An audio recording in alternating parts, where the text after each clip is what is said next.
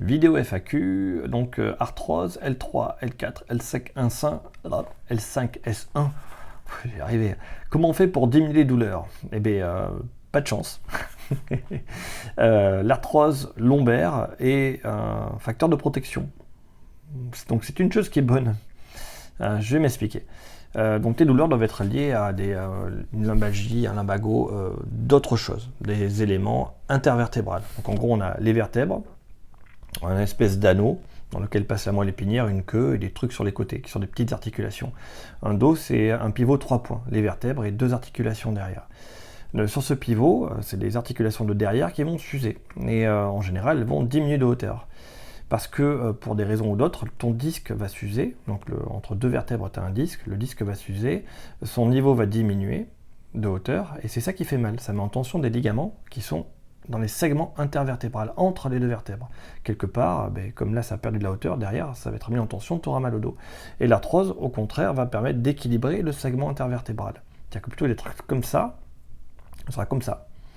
Donc l'arthrose lombaire, au niveau lombaire, est une chose positive si on a des problèmes de dos, parce que ça va équilibrer le segment intervertébral et on aura moins mal. Donc ça ne résout pas tes problèmes, hein, mais c'est pour t'expliquer que te focalise pas sur l'arthrose, c'est pas grave.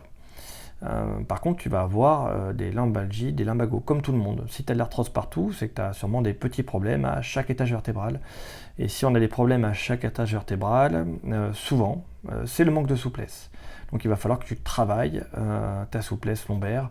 Je crois que j'ai déjà montré l'étirement où je suis sur un canapé et je m'étire, où je dis est-ce que c'est épine calcanéenne ou est-ce que ça vient d'un mal de dos. Épine calcanéenne peut être une conséquence d'une sciatique. Voilà. Cet exercice-là, je vais essayer d'en refaire un autre où on voit que l'exercice, voilà, pour que ce soit plus simple, en expliquant les variables de l'exercice pour optimiser l'étirement. Mais dis-toi, voilà, c'est l'étirement en rotation de dos, moi j'appelle ça.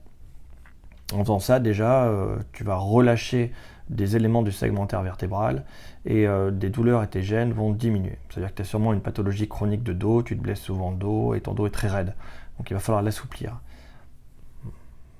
Je peux pas tout expliquer en une seule vidéo, là il faut que j'en fasse plusieurs pour montrer tous les exercices et j'ai pas encore filmé quoi que ce soit sur le lombaire. Ça va venir, hein, faut être patient. Désolé.